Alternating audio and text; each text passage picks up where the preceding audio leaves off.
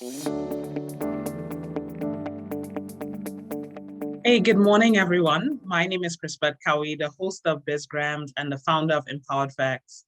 I'm super excited today because I get a chance to come and talk to you about some business tips and advice, and two books in particular, which I want to share some of the insights that I've learned and currently learning as I'm going through it.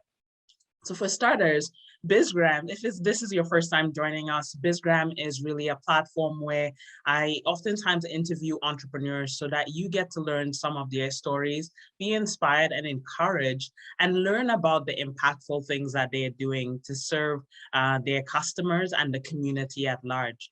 Really, one of the main things that I oftentimes hear is that I started this business because I wanted a change from my 9-to-5 job.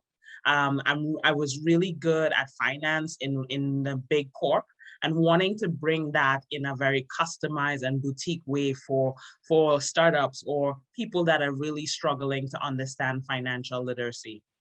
Or alternatively, one of our guests in the past, being in love with just clean spaces and wanting to bring that energy and that value and that gift to others. And so she started a cleaning business as well.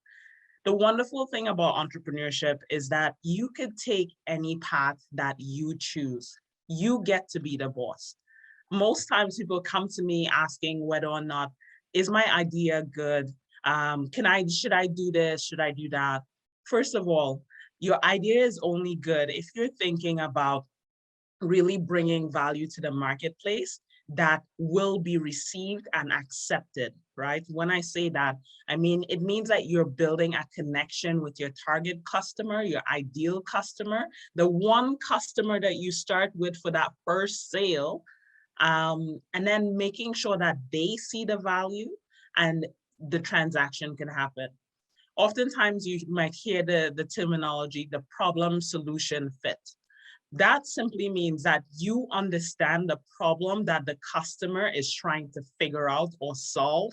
And right now, when they're doing it, there's lots of pain, there's lots of challenges. They're not getting that seamless methodology or pathway to achieve their goals. And that's where you as the entrepreneurship, expressing your creative muscle, your innovative mindset comes in with a solution that is one developed with the customer in mind. And in many cases, what we have seen with successful organizations is that they've brought entrepreneurs to the table to help them contribute to the solution that will ultimately go to the marketplace.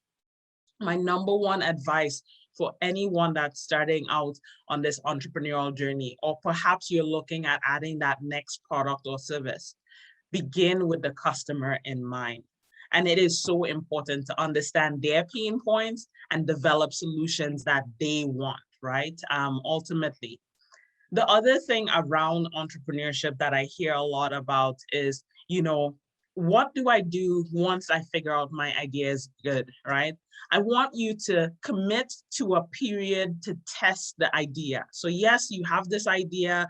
One customer or a few customers have said, yes, we want this, but you have to go on this journey of doing primary and secondary research as part of the DNA of your organization.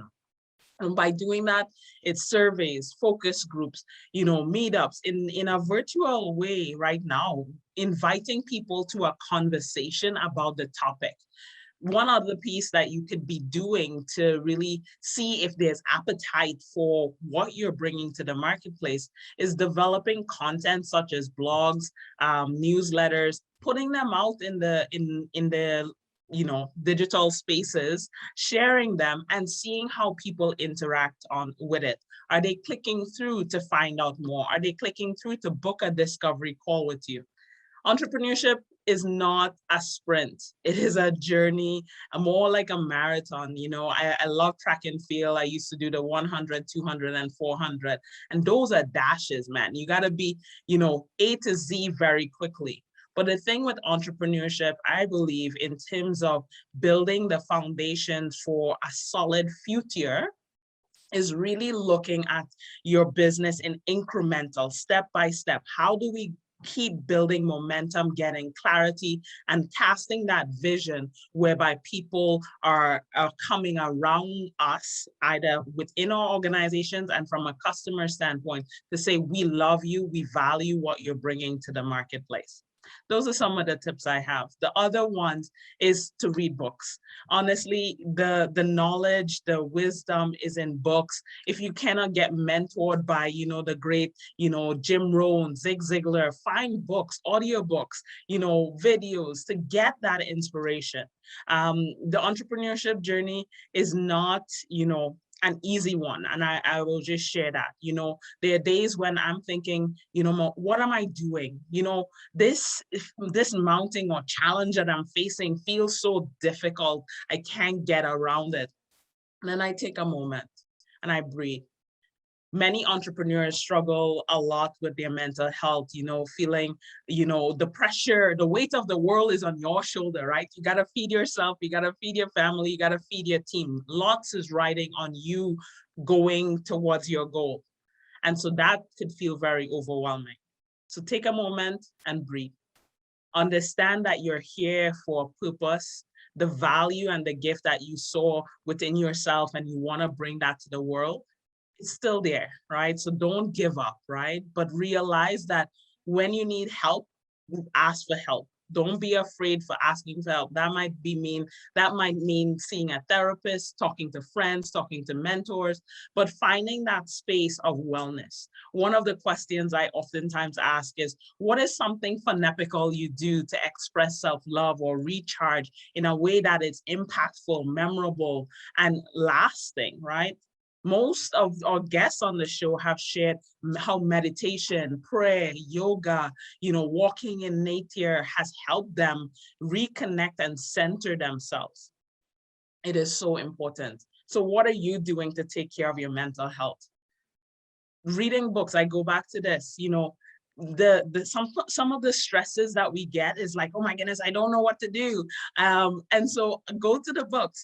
Two books in particular I want to recommend to you today. The first one is the Emyth by Michael Gerber.